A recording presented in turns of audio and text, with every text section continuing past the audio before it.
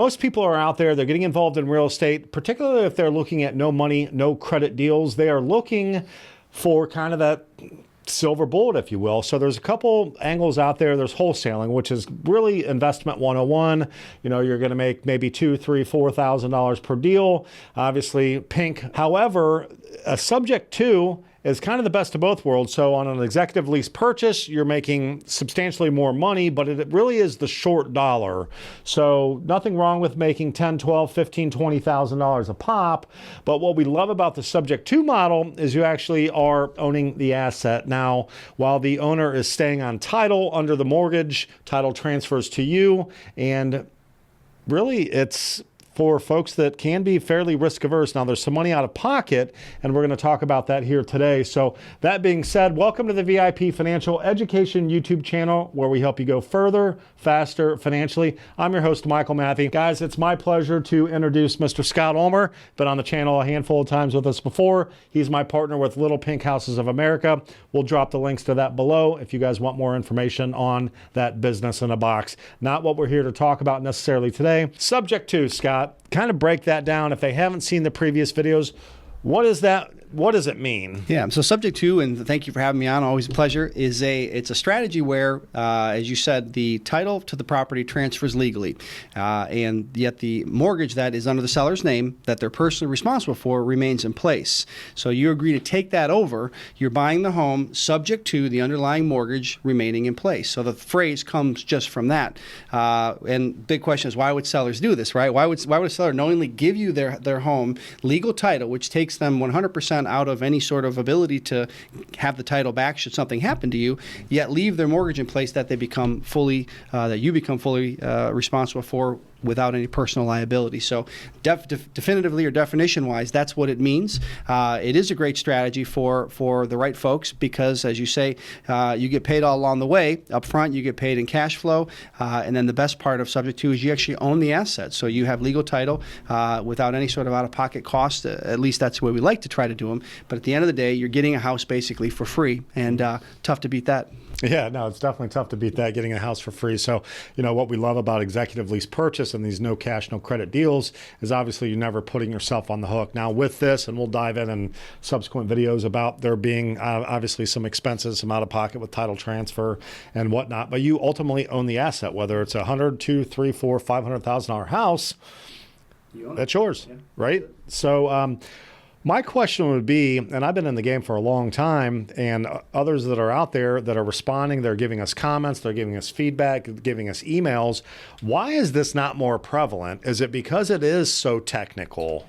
Yeah, I would say so. So there are some moving parts, and I think that that's important to know. And obviously, and we always caution people, you know, before you're going to transfer title into to your entity that has a loan attached to it in somebody else's name, you want to make sure you're obviously doing it right. We want to do business the right way, and certainly there are kind of checks and balances that we implement. But I think because of the moving parts, people are they don't quite understand maybe the whys and wherefores, and more importantly, the details that keep them safe, and then the seller ultimately protected as well. So I think where the devil is?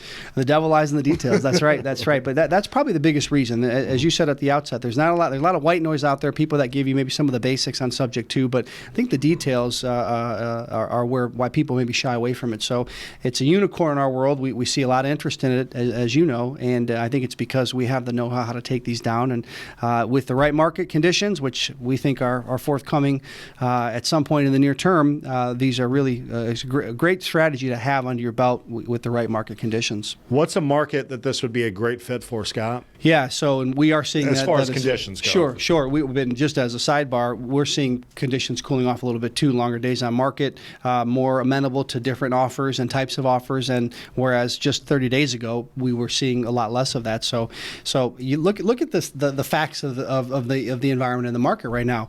As everybody knows, there was a forbearance that was put on, or excuse me, there was a moratorium put on that halted any sort of evictions. And what was really crazy, and we talked about this I think on camera and off camera, is that as a landlord, you couldn't go out and collect your rents. In fact, it was actually a federal offense for you to try to do so in some case, and that's a little extreme, but that's actually what the law said. And so with the moratoriums that you had renters that in some cases, of course, were maybe painting the highlights of only a certain few, but out buying new things and kind of visible things that they were purchasing, yet they weren't making their rent payments because they by law didn't necessarily have to. Landlords did. So we think as the moratoriums lift, forbearances that were granted, as those kind of come to fruition or have their due, we think that there's going to be landlords that are tired. There's going to be people that now that kind of things are getting back to normal are going to be a situation where they may be behind in payments. There's a Latin phrase, lis pendens, which is essentially a pre-foreclosure, NOD, notice of default. People that are behind a certain amount of payments have kind of form of notification.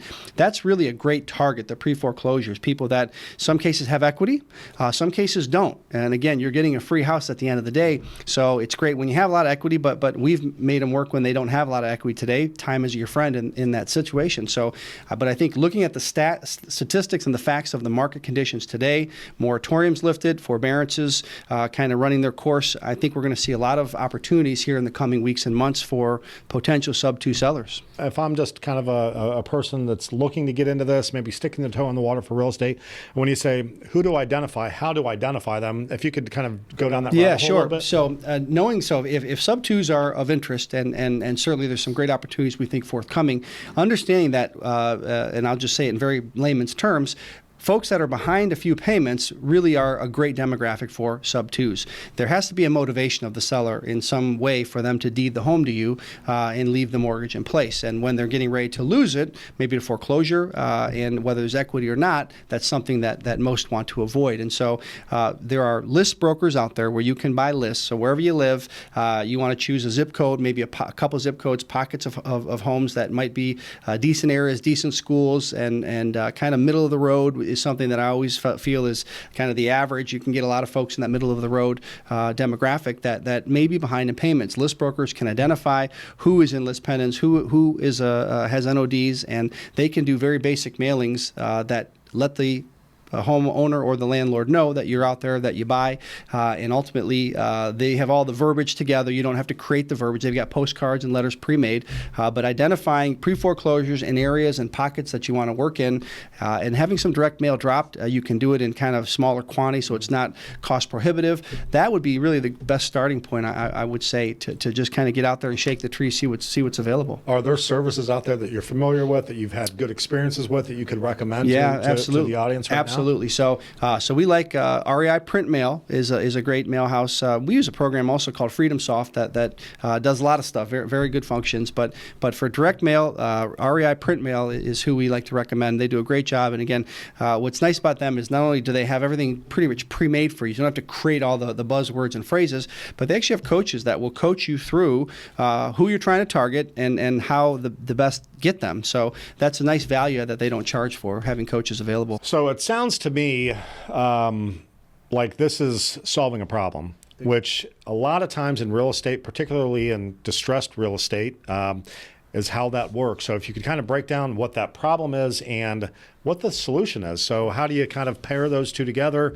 A lot of these sellers are not necessarily set out to be sellers. They're in a distressed situation. Right. A lot of them are simply looking for debt service. They want to get out from underneath immense amounts of debt. If they think they're going to lose their home, they don't want to destroy their credit. So I'm hearing that's kind of the problem, right? Yeah, and so we like to operate doing business win-win, and so we've always felt, and of course I'm preaching to the choir here, that it doesn't have to be a zero-sum game where you win and the other person loses. So when you have a situation where a seller has equity in the home, whether it's a landlord, it's their own personal residence, whether they have no equity, at the end of the day, if you have a foreclosure on your credit, a full-blown foreclosure, you're going to have a tough time buying a house again anytime soon. But there's also the collateral damage. You want to go buy a car, you want to go buy a TV, credit cards, all of your other financial aspects of your life are affected when you have a full-blown foreclosure on your credit. So people get to a certain point, and as I always say, motivation is a real funny thing. If you spend your time trying to figure out why people do what they do, you're going to be thinking a lot, because there are things that just don't make a lot of sense.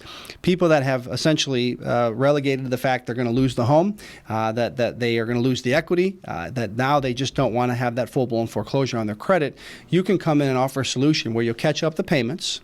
You'll take over all responsibility for the home. So now this asset to the seller has become really an albatross. And again, that goes from asset to liability. That's the motivational switch. And now they're really motivated to do something to avoid a full-blown foreclosure. So to come in and agree to... Or deed in lieu or short sale. I mean, there's multiples. All of those are going to nick the credit, obviously. And so at what point do you catch it before it ultimately gets to a stage where it may not be, redeemable, or at least your credit has gone so far it's going to be really challenging to get that fixed before foreclosure. So to get the right situation, the right motivation, you're helping them by helping them avoid a full-blown foreclosure, saving their credit really from some long-term damage, and ultimately catching up the payments. If there's equity in the property, which there obviously are, you're going to get that in many cases, there are ways that the seller can even capture some of the equity. It may be down the road at the back end of the deal, so to speak.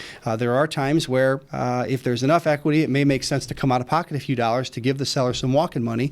Again, it depends on your situation as an investor, the seller's situation, obviously, but we love when there's no cash, no credit, and even if they're behind in payments, we will try to find a buyer for it, or maybe a lease purchase buyer that can give us a down payment. We'll catch up the payments with their money, so we don't have to come out of pocket with any. That's the optimal scenario. And then they ultimately become the tenant. That's that right. Is then ultimately paying the mortgage, obviously, right. So you're not even covering that debt service.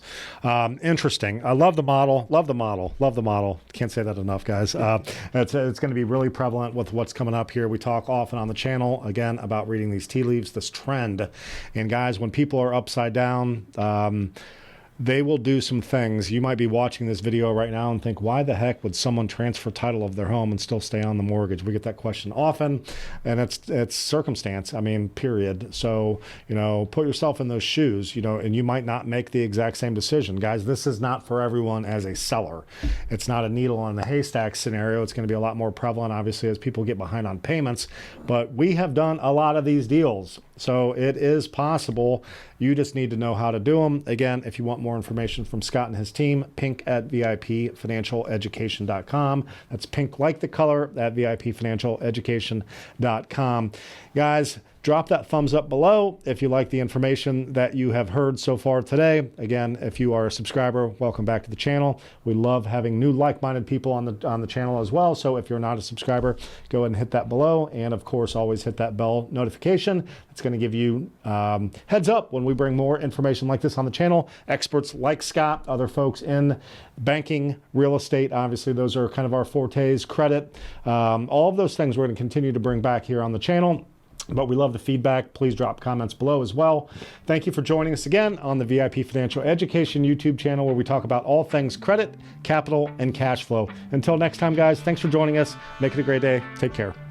What are your last couple deals? Let's go ahead and add them up. I've got the calculator in front of me now. Well, the last two deals were both FSBO flips. Mm-hmm. One of them was $38,000, and the other one was $27,000. I didn't expect that. It was unusual. But that was how it happened to be, because there were houses that was difficult for the realtors, and the realtors have tried it and couldn't make it work. So between the two deals, yeah, $65,000 on those two. So a 38 and a 27, correct? 38 and 27. And it cost you how much? It only cost me, for one of the transaction, it cost me a transaction, a transaction loan that cost me $2,000, and then $1,500 for a legal fee. So that was $3,500 in all. Got it. So just net, basically, I mean, you're still north of 60 yes. on those two deals? Yes. Oh. And I'm very humbled by it. Are you upset? No, no.